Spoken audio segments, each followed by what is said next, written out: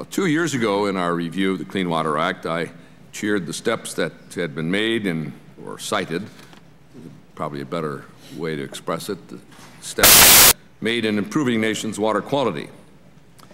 But that was not really a celebration. 2/3 of the nation's waters met water quality goals as established by the Act, but 1/3 of the nation's waters remain to be impaired.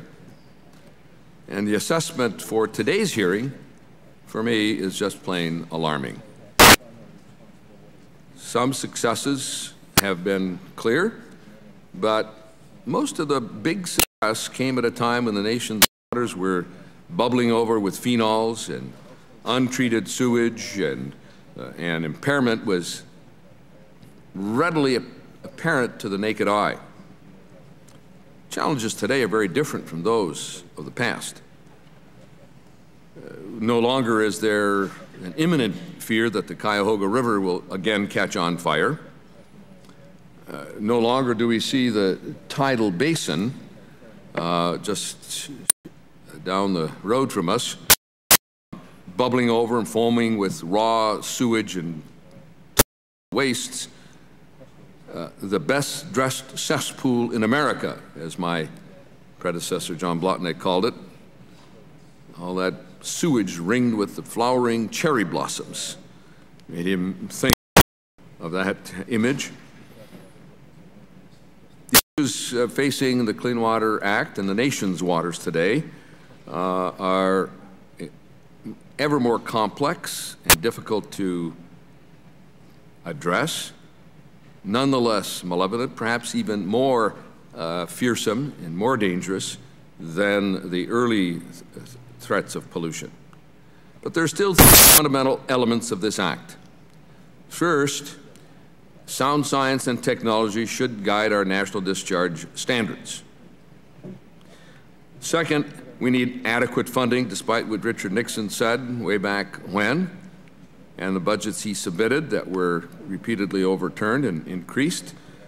And despite the Reagan budget in 1981 that converted the entire sewage treatment grant program into a loan program and cut it from $6 billion a year to $2 billion and then converted it to a loan program at a time when the smallest cities of America had to bear the sizable burdens of cost of borrowing the money, repaying it with interest to state revolving loan funds. And third, a strong enforcement program still is critical to consistent and effective implementation. The federal government and the states have to work in partnership. Clean Water Act was intended as a partnership program. But we're losing ground. We're losing ground in that partnership.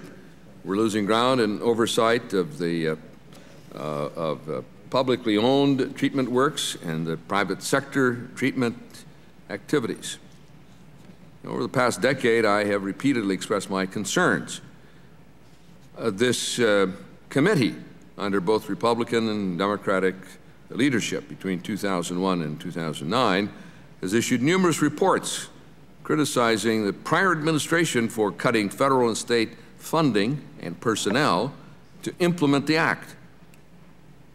Repeatedly cited EPA for failing to provide a credible Clean Water Act enforcement program. Time and again, the committee documented cases where reduced funding for the Clean Water Act programs directly affected water quality programs of the states. Congressman Waxman and I, chair of the Government Oversight Committee, detailed the drastic deterioration of EPA's enforcement program during the previous administration. Simply put, enforcement has set back, or deterioration, I should say, of the enforcement program has set back progress in achieving the central goals of the Clean Water Act. New York Times, just last month, ran a front-page story detailing this systemic failure by federal and state governments to enforce the Clean Water Act.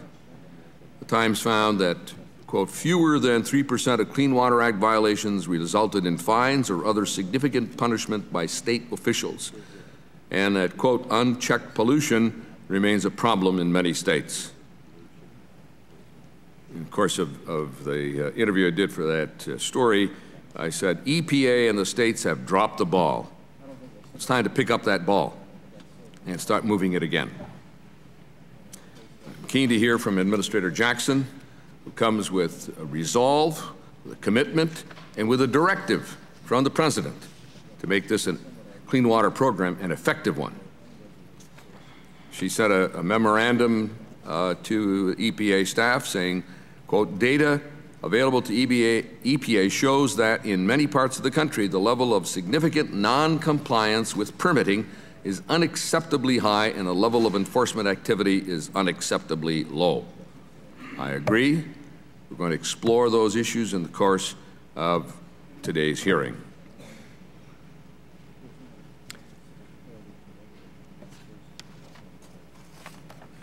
If dischargers are allowed to violate permits, if enforcement remains only a threat, then the program is failing.